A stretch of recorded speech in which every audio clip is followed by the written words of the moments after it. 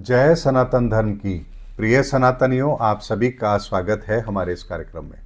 सनातनियों, मैंने आपको पिछला वीडियो दिया था जिसमें युग परिवर्तन के बारे में कुछ ऐसे शब्दों का प्रयोग किया था। हो सकता है आप लोगों में से कुछ को वो बात अच्छी ना लगी हो, लेकिन दवा कड़वी ही होती है और जरूरत पड़े तो देनी भी पड़ती है। सनातनियों, आज के वीडियो में मैं आपको वो बात बता रहा हूं कि कैसे ये युग परिवर्तन हमें समझ में आएगा। इस युग परिवर्तन के अंदर हम क्या कर सकते हैं, आने वाला समय हमें क्या देगा, और अब तक जितनी भी हमारी मान्यताएं हैं उन मान्यताओं से ऊपर उठकर आप कैसे सत्य को देख सकते हैं, समझ सकते हैं। सनातनियों, एक बात को आप लोगों के सामने स्पष्ट करना चाहता हूं। मान लीजिए आप हैं और आपको एक 100 किलोमीटर की यात्रा करनी है, यानी आप जहां हैं वहां से आपको 100 किलोमीटर आगे आपकी मंजिल है, वहां तक जाना है। अब आप पैदल जाते हैं तो आपको समय जो लगना है वो लगेगा, आपकी गति की भी एक सीमा है। लेकिन क्या ये निश्चित है कि आपको उतना ही समय लगना चाहिए या उतना ही समय लगेगा? तो यहां पर एक विचार आता है कि यदि आप अपने कदमों को सही तरीके से रख रहे हैं, स्पीड से चल रहे हैं, तो आप निश्चित समय में वहां पहुंच जाएंगे। और मान लीजिए कि आपको वहां तक पहुंचने में 5 दिन का समय लगता है, तो क्या आप अपने इस 5 दिन के समय को 2 दिन कर सकते हैं? आप कहेंगे 5 दिन के समय को 2 दिन का समय, ये कैसे हो सकता है? समय तो उतना ही लगेगा क्योंकि हमें जाना है और पैदल जा रहे हैं। तो एक बात को समझिए कि जरूरी तो नहीं है कि आप वहां तक पैदल ही जाएं। क्या आप साइकिल का प्रयोग नहीं कर सकते? अगर आप साइकिल का प्रयोग करते हैं तो वो समय सीमा आपकी कम हो गई। अब यदि मान लीजिए आप किसी वाहन का प्रयोग करते हैं, टू व्हीलर का प्रयोग करते हैं, तो आपकी समय सीमा और कम हो गई। आप यदि कार का प्रयोग करते हैं, आपकी समय सीमा और कम हो गई। और यदि आप हवाई जहाज का प्रयोग करते हैं तो आपकी समय सीमा और कम हो गई। अब आप एक बात को समझिए कि आप एक स्थान से दूसरे स्थान तक जा रहे हैं, 100 किलोमीटर की दूरी है। ये दूरी अपनी जगह पर है, इसमें कोई कमी नहीं आई है। ऐसा नहीं कि दूरी कम हो गई है, दूरी वही है, लेकिन आपके संसाधन बदले हैं और ये दूरी, यहां तक पहुंचने का समय आपका कम होता जा रहा है। आखिर ये कब हुआ? ये तब हुआ जब आप जिस साधन का प्रयोग कर रहे हैं उसकी क्षमता, उस दूरी को पूरा करने की उसका सामर्थ्य, यहां ये कैलकुलेशन बताएगी कि आपका ये समय कितना रहेगा। यानी पैदल की एक कैपेसिटी है, साइकिल की एक कैपेसिटी है, टू व्हीलर की भी है, फोर व्हीलर की भी है, और एक प्लेन की भी एक कैपेसिटी है। तो ऐसे में आप सहज शरीर वहां तक पहुंच रहे हैं, लेकिन आपका समय पैदल और हवाई जहाज के अंदर अगर आप कंपेयर करेंगे तो बहुत बड़े समय का एक अंतर उसमें आ जाता है। यह बात मैंने आप लोगों के सामने इसलिए रखी है ताकि आप इस बात को समझ सके कि आपका साधन बहुत महत्वपूर्ण रोल प्ले करता है आपकी यात्रा के अंदर। ठीक उसी तरीके से हम भी एक यात्रा पर आए हैं, हमारी भी एक यात्रा है। हम भी जन्म जन्मांतर की यात्रा कर रहे हैं, एनर्जी रूप में कर रहे हैं। लेकिन इस धरती पर जब आते हैं तो हमें एनर्जी के साथ साथ एक शरीर का साधन भी दिया जाता है, और इस साधन से हमें अपनी जो उम्र होती है उसको पूरा करना होता है, उसको जीना होता है, उस समय को पूरा करके इस धरती से जाना होता है। ये समय अवधि आपकी 50 साल, 60 साल, 100 साल, 70 साल, कुछ भी हो सकती है। हर व्यक्ति अपनी समय अवधि अलग अलग लिखा कर आया है, और आपकी मंजिल भी तय है कि आप यहां पर किस मंजिल को प्राप्त करने के लिए आए हैं। ऐसे में बात होती है कि आखिर हम इस मंजिल को तय करते कैसे हैं? वो कौन सी ताकत हमारे पास है जिससे ये मंजिल तय होती है? यानी कुछ तो ऐसा होगा हमारे साथ में जो हमें वर्तमान के अंदर भी, इस जन्म से पहले भी और इस जन्म के बाद भी हर परिस्थिति के साथ कनेक्ट करता होगा। वो इतना पावरफुल होगा जो हमें हमारी हर परिस्थिति के अंदर समय के चक्र में यात्रा कराने की ताकत रखता होगा। तो सनातन, एक बात को समझिए, हर व्यक्ति को ईश्वर ने एक ताकत दे के भेजा है। 2 तरह की ताकत दी है, एक मन की ताकत और एक आत्मा की ताकत। यानी बिना आत्मा के तो हमारा शरीर भी निष्क्रिय है। ऐसे में ये ताकत भी आपको मिली है, और दूसरी ताकत मिली है मन की ताकत। और ये मन की ताकत बहुत तेज होती है। ये असीमित होती है। मैं आपके सामने एक छोटी सी बात रखता हूं। विचार कीजिए, स्विट्जरलैंड में आप हैं। अब जैसे ही मैंने स्विट्जरलैंड का नाम लिया, आपके सामने बर्फ और बर्फ की पहाड़ियां नजर आने लगी आपको। मैंने कहा हिमालय, कैलाश पर्वत। अब आपको कैलाश पर्वत आपके दिमाग में आ गया, यानी आपका मन तुरंत आपको कैलाश पर्वत लेकर चला गया। मैंने आपसे कहा रेगिस्तान के वो मिट्टी के धोरे, आपका मन एक सेकंड में आपको रेगिस्तान में भी लेकर चला गया। ये तो आपको वर्तमान के अंदर एक जगह से दूसरी जगह सेकंड के भी कितने छोटे से हिस्से में आपको ले जाने की ताकत रखता है। लेकिन आप सोचिए, क्या ये समय की भी यात्रा कराता है? तो वो भी आपको कराता है आपके बचपन का वो दिन जब आप छोटे थे, स्कूल में जाते थे। अब आपको ये बचपन में भी लेके चला गया, यानी भूत की भी यात्रा करा रहा है। आप भविष्य में क्या बनना चाहते हैं? आपके बच्चे बड़े होंगे, आपके साथ कैसा व्यवहार करेंगे, आपका आने वाले 10-20 सालों के अंदर जीवन कैसा रहने वाला है। अब यहां भी मन आपको एक कल्पना करवा देता है कि आपका जीवन कैसे रहने वाला है। यानी इस मन की ताकत आपको भूत में भी ले जाने की है, भविष्य में ले जाने की है, और वर्तमान के अंदर भी, इस धरती पर ही नहीं, अनंत की इस यात्रा के अंदर आपको कहीं पर भी आपको जाना हो, कि आपको ले जाने की ताकत रखता है। मैं चंद्रयान 3 की बात करूं तो आपका मन एक सेकंड में आपको चंद्रमा की सतह पर लेकर चला गया। मैं आपको बृहस्पति ग्रह के बारे में अगर बात करूं, उसके बारे में बात करूं, उसका चित्र एक आपके दिमाग में आएगा और आपका मन आपको बृहस्पति ग्रह पर ले जाएगा। इस मन की ताकत को हमारे ऋषि मुनि जानते थे, समझते थे, और इसीलिए इस मन की ताकत को जिसने जैसे समझा वैसे हमारे सामने इसका वर्णन किया। और सभी लोगों का निष्कर्ष एक ही था कि इस मन के ऊपर आपकी लगाम होनी चाहिए, यानी अपने मन को वश में करो। ये आपने सुना होगा। और इस मन को वश करने के चक्कर में न जाने कितने लोग अपनी जिंदगी जीकर चले गए, लेकिन मन कभी किसी के वश में हुआ ही नहीं।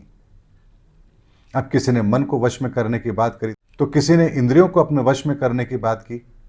जिसको जैसे समझ में आया उसने अपनी बात वैसे रखी। लेकिन आप एक बात को यहां भूल गए कि मन की गति तो बहुत तेज है, लेकिन यदि आपको मन पर सवारी करना नहीं आता है तो आप यहां भटकते रहेंगे, यानी कि पैदल उस यात्रा को करने के लिए मजबूर होते रहेंगे, जो आपकी 100 किलोमीटर की यात्रा है और उसमें आपको जो 5 दिन का वक्त लगना है।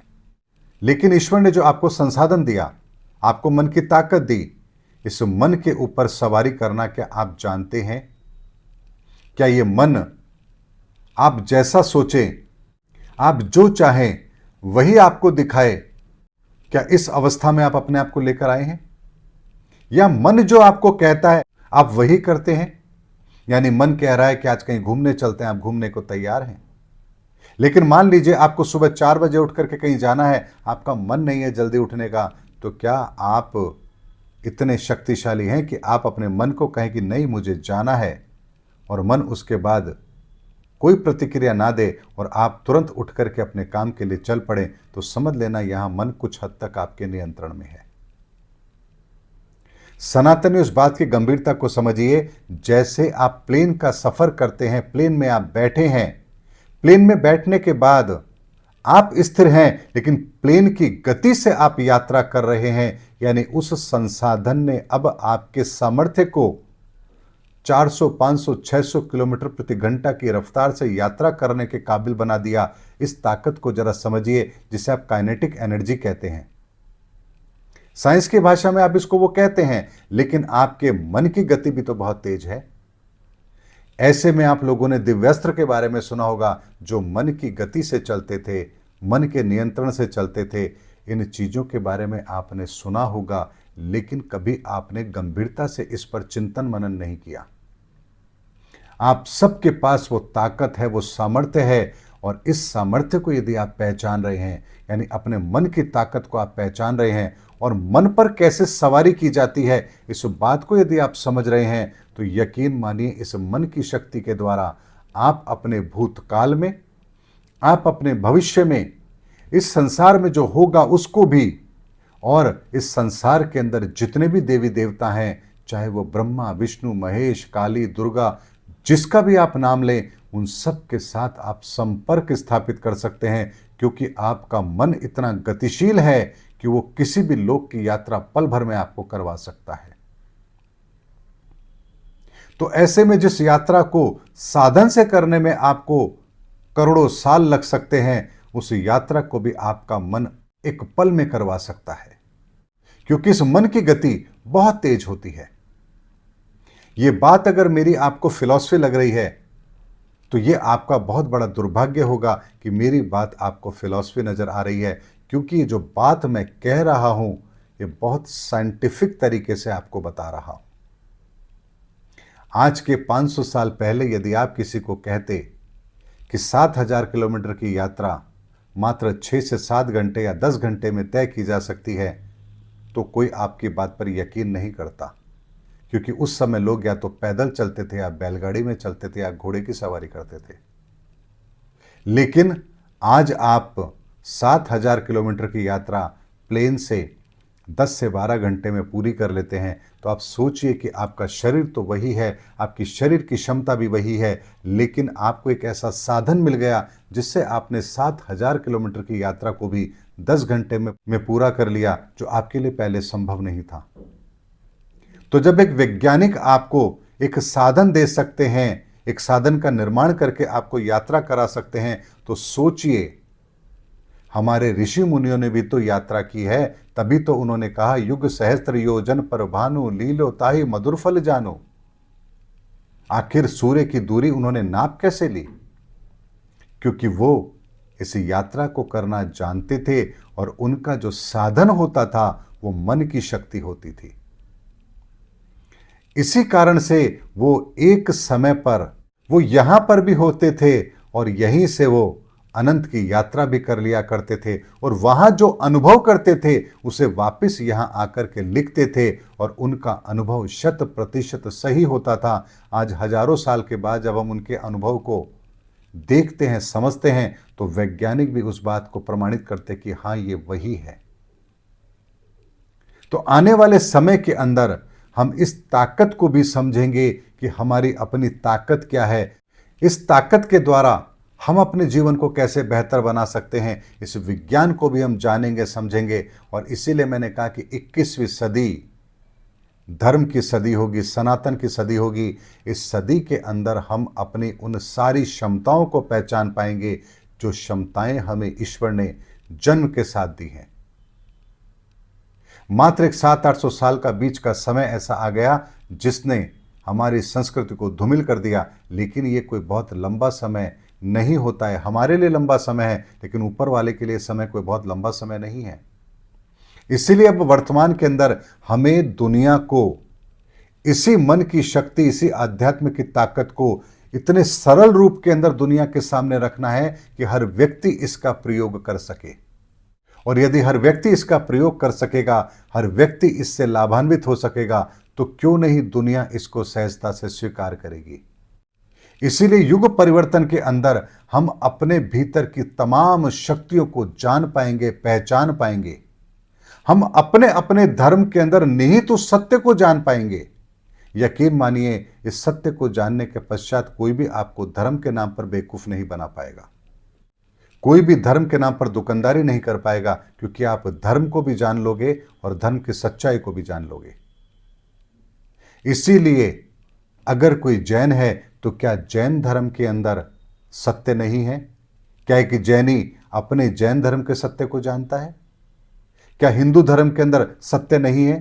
तो क्या हिंदू अपने धर्म के अंदर निहित सत्य को जानता है? क्या एक मुसलमान अपने धर्म के अंदर निहित सत्य को जानता है? क्या एक ईसाई अपने धर्म के अंदर निहित सत्य को जानता है? अगर सत्य नहीं होता तो यकीन मानिए 2000 साल से ज्यादा का समय आप इस धरती पर उस धर्म के साथ बिता भी नहीं सकते थे।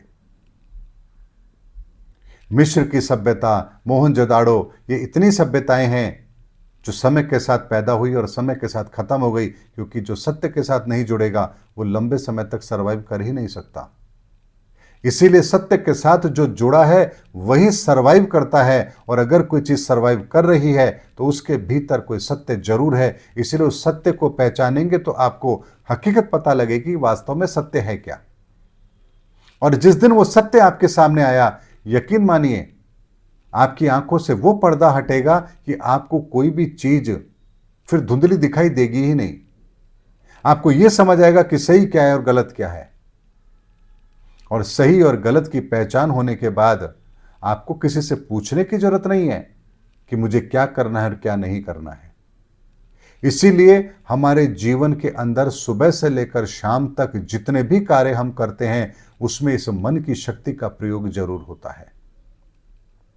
आप सुबह उठते हैं, इसमें भी आपकी मन की शक्ति का प्रयोग होता है। आप पढ़ते हैं, लिखते हैं, काम पर जाते हैं, नौकरी करते हैं, व्यापार करते हैं, खुशियां मनाते हैं, दुखी होते हैं, हर चीज के अंदर इस मन की शक्ति का प्रयोग होता है। लेकिन आपको पता ही नहीं है कि इस शक्तिशाली चीज का प्रयोग करके आप कर क्या सकते हैं। ये ठीक उसी तरह की बात है कि आपके पास बेशकीमती हीरे हैं, लेकिन आप उन हीरों से सिर्फ कबूतर उड़ाने का काम कर रहे हैं कि पेड़ पर कोई कबूतर बैठा था, आप पत्थर मारकर उड़ाते हैं ना, तो आप उस पत्थर की जगह हीरो का प्रयोग कर रहे हैं। आप ये गलती कर रहे हैं। इसीलिए इस मन की शक्ति, जिस शक्ति का प्रयोग आप सुबह से लेकर शाम तक करते हैं, जिसके बिना आपका एक सेकंड भी व्यतीत हो ही नहीं सकता। आप इस वीडियो को देख रहे हैं, यह भी मन की शक्ति है। आप पूरा देखेंगे, यह भी आपकी मन की शक्ति है। आप बीच में छोड़कर चले जाएंगे, यह भी आपकी मन की शक्ति है। आप कमेंट्स में जय सनातन धर्म लिखेंगे, यह भी आपके मन की शक्ति है। और आप नेगेटिव कमेंट करेंगे, यह भी आपके मन की शक्ति है। यानी आपका कर्म बता देता है कि आप किस मन की शक्ति के अधीन होकर कार्य कर रहे हैं। आपका मन आपको किस दिशा में लेकर जा रहा है। आग से आप खाना बनाएं या आग से आप घर जलाएं, आग कभी आपको नहीं रोकेगी। उसी तरह से मन की शक्ति, इसका आप उपयोग करें या दुरुपयोग करें, मन की शक्ति आपको कभी नहीं रोकेगी। इसलिए यदि आप इसकी शक्ति का उपयोग करना जानते हैं तो आपका जीवन धन्य है। और यदि आप मन के वशीभूत हैं तो फिर मन जहां आपको लेकर जाएगा आप वहीं जाएंगे। और यकीन मानिए, इस मन की सवारी को करना इतना मुश्किल है ही नहीं, बहुत साधारण है। लेकिन मैंने कहा ना कि 30 मार्च 2025 के बाद एक एक बात आप लोगों के सामने इतनी सहजता के साथ रखूंगा कि आपके सामने आपके जीवन का कोई भी भ्रम फिर शेष रहेगा ही नहीं। इसीलिए उन विचारों के पीछे मत भागिए जिन विचारों के पीछे आपके दादा परदादा भी थे और उन्हें भी कुछ नहीं मिला और आपको भी कुछ नहीं मिलेगा। बल्कि उन विचारों को अपनाइए जो विचार सनातन के विचार हैं और जो आपको सत्य से अवगत कराएंगे। बेशक हमारे दादा परदादा भटक गए थे, लेकिन उनके दादा परदादा तो सत्य को जानते थे। यानी अगर 700 साल से पहले का इतिहास यदि हमारा रहा है तो वहां हम सत्य के बहुत नजदीक थे। बीच में 700 साल का जो कालखंड आया है जिसमें मुगलों का आतंक रहा है, इस समय के कालखंड ने इस दुनिया को बहुत क्षति पहुंचाई है। और खाली मुगलों के शासनकाल ने नहीं पहुंचाई है, हमें अंग्रेजों के ईसाई धर्म के द्वारा भी जो उनके प्रचार प्रसार की जो व्यवस्था है, पांव पसारने की जो व्यवस्था है, उस व्यवस्था ने भी इस दुनिया को बहुत बड़ी चोट पहुंचाई है और आज तक पहुंचाते आ रही है। पहले उन्होंने हमारी मानसिकता को पकड़ा आज के 200-300 साल पहले और उसके आधार पर हमें गुलाम बनाया। आज उन्होंने हमारी मानसिकता को फिर पकड़ रखा है और आज फिर हमें गुलाम बना रहे हैं।